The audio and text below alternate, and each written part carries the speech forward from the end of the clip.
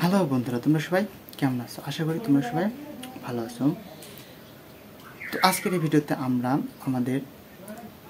আমরা সর্বপ্রথম পাইথনের একটি কোড রান করে দেখাবো। তো ভিডিওটি শুরু করার পূর্বে আমি তোমাদের উদ্দেশ্যে কিছু কথা বলতে চাই। যেহেতু এটা একটা বেসিক প্রজেক্ট বা বেসিক কোর্স, তো এই কোর্সে আমরা এআই এর ব্যবহার করব না, কারণ অন্তত শেখার জন্য এআই কিছুদিনের জন্য দূরে রাখা উত্তম। যদি এআই তোমার কোডগুলো বা তোমার কাজগুলো করে দেয়, তো তুমি কখনোই শিখতে পারবে না। যদি একজন সুন্দর এবং ভালো ডেভেলপার হতে হয় এবং যদি শেখার মন মানসিকতা থেকে থাকে, তো কিছুদিনের জন্য আমরা এই কোর্সে এআই ব্যবহার না করি। তো চলো ভিডিওটি শুরু করি। তো সর্বপ্রথম আমরা আমাদের ফাইলে এক্সপ্লোরারে চলে যাব। ফাইল এক্সপ্লোরারে যাওয়ার পর আমরা এখানে আমাদের প্রজেক্টের জন্য একটা নতুন ফোল্ডার ক্রিয়েট করে নেব। এখান থেকে নিউ ফোল্ডার, দেখো পাইথন প্রজেক্ট।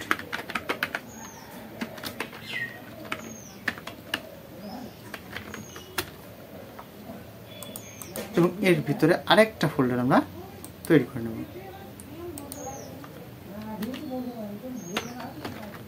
পার্ট 2, কারণ এটা হলো আমাদের ভিডিওর দ্বিতীয় পর্ব। অবশ্যই প্রথম পর্বে আমি দেখেছিলাম কিভাবে এনভায়রনমেন্ট সেটআপ দিতে হয়, তো ওটা ওখানে থাক।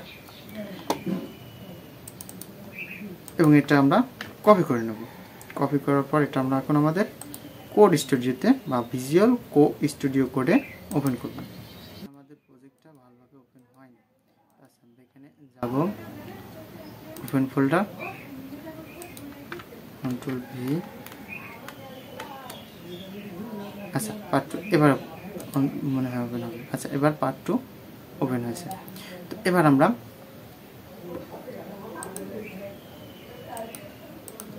একটা ফাইল নিয়ে নেব, পাইথন ফাইল। আচ্ছা, পাইথন ফাইলের এক্সটেনশনটি হলো পাই।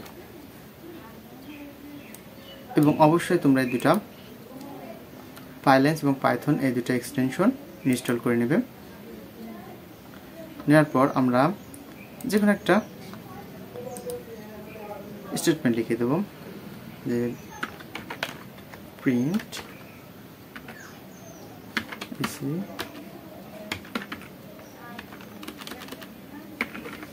হ্যালো।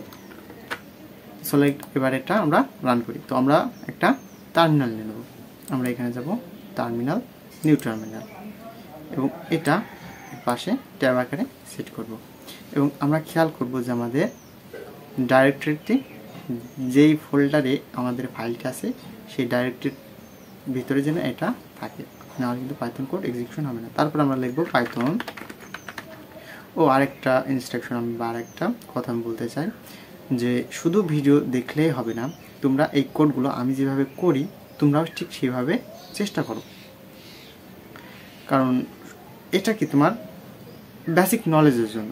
আর অবশ্যই আমি এই ভিডিওগুলোর বা এই কোর্স বা এই প্রত্যেকটা লেসনের সুন্দর করে নোট লিখে আমি তোমাদের দেওয়ার ব্যবস্থা করে দেবো, তবে সেটা হবে সবার শেষের দিকে। আর সবসময় আমি সাজেস্ট করব যে নিজের নোট নিজে তৈরি করো। পাইথন এবং এটা ফাইলের নেম, পাইথনের পর ফাইলের নেম ডট পাই। তো হ্যালো এখানে প্রিন্ট হয়ে গেছে। তো এটা আমাদের কিন্তু ফাইল এক্সিকিউশন সম্পূর্ণ হয়ে গেছে। তো আচ্ছা, চলো এবার আমরা বেসিক দুইটা জিনিস জানি, একটা হলো সিনট্যাক্স, একটা হলো স্টেটমেন্ট। আমরা অনেক সময় এগুলোকে গোলায় ফেলি, তা আসলে না, এটা দুই রকম এবং দুইটাই আলাদা। তো সিনট্যাক্সকে, আচ্ছা, সিনট্যাক্স হলো আমরা একটা পাইথন ফাইলের ভিতরে যে কোডগুলো লিখি সেইগুলোই হলো সিনট্যাক্স। আর স্টেটমেন্ট কি? আচ্ছা, স্টেটমেন্ট হলো ইনস্ট্রাকশন, সহজ কথায় ইনস্ট্রাকশন। এখন ইনস্ট্রাকশনটা কি? ইনস্ট্রাকশন হলো কিছু নির্দেশনার সমষ্টি। আচ্ছা, প্রোগ্রামিং ল্যাঙ্গুয়েজে programming language is a set of instructions that execute by computer, and in programming those instructions are called statement. এর মানে কি? এর মানে হলো খুবই সহজ, যে আমরা যে প্রোগ্রামিং বা আমরা যে প্রোগ্রামগুলো করি এই প্রোগ্রামগুলো মূলত হলো একটা ইনস্ট্রাকশনের সেট এবং যেটা কম্পিউটার কর্তৃক সম্পূর্ণ হয় বা এক্সিকিউশন হয় এবং ওই ইনস্ট্রাকশনকে বলা হয় এক একটা স্টেটমেন্ট। যেমন এখানে প্রিন্ট একটা স্টেটমেন্ট বা এটাকে বলা হচ্ছে সিঙ্গেল লাইন স্টেটমেন্ট। এবং আমরা যদি আরও লিখি প্রিন্ট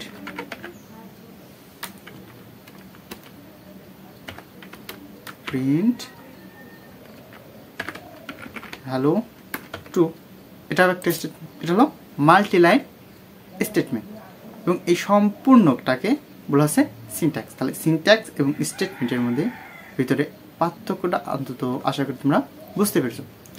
এগুলো বেসিক লেভেলেই শেখার দরকার, কারণ অ্যাডভান্স লেভেলে আমরা পরবর্তীতে হয়তো web development, machine learning, data science বা পাইথনের অনেক অনেক প্রজেক্ট আছে, অনেক ভালো ভালো সেক্টর আছে, বা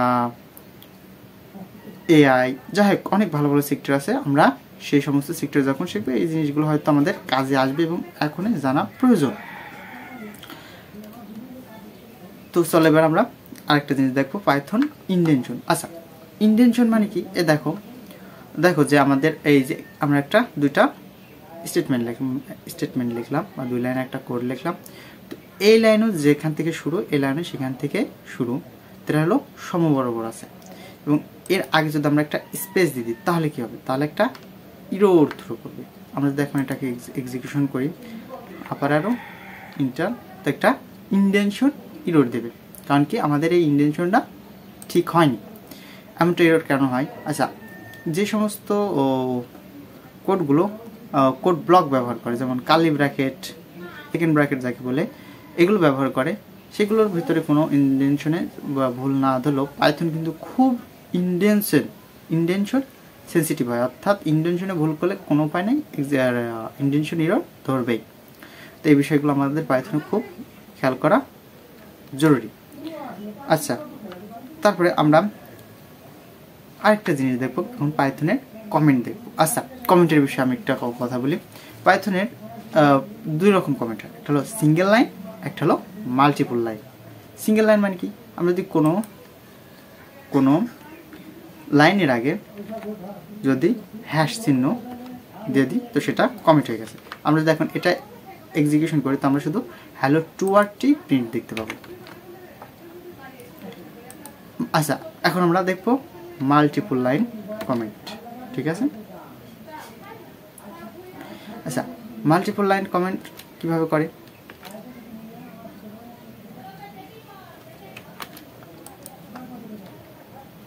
মাল্টিপল লাইন করে হচ্ছে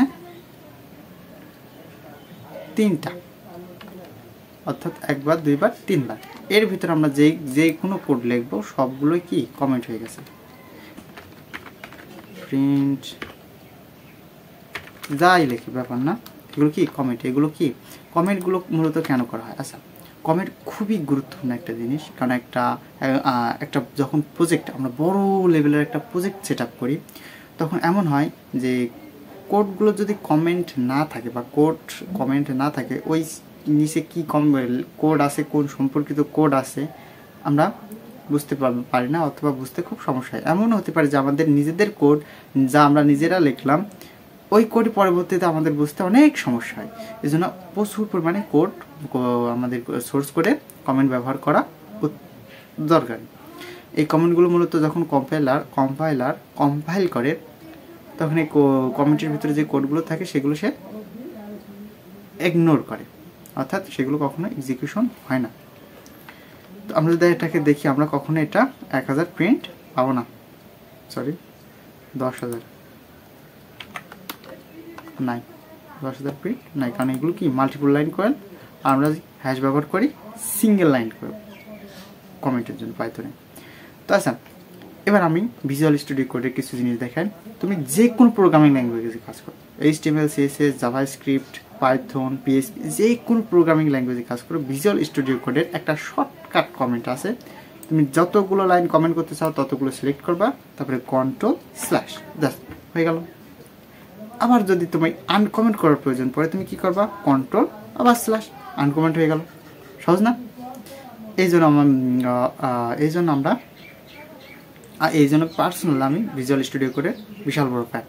তো তোমরা এই কোর্সের সাথে থাকো। তো চলো আমরা পাইথনে আরেকটা জিনিস দেখাবো, সেটা হলো সেমিকলন ব্যবহার। আচ্ছা, পাইথনে খুবই কম ব্যবহার করা হয় সেমিকলন। আচ্ছা, সেমিকলন ব্যবহার কেন করা হয় দেখো, আমরা যদি এখানে প্রিন্ট লিখলাম, প্রিন্টের পর যদি আমরা এখানে আরেকটা স্টেটমেন্ট লিখি, প্রিন্ট লিখলাম, কিছু লিখলাম, এটি হ্যালো 1 লিখলাম,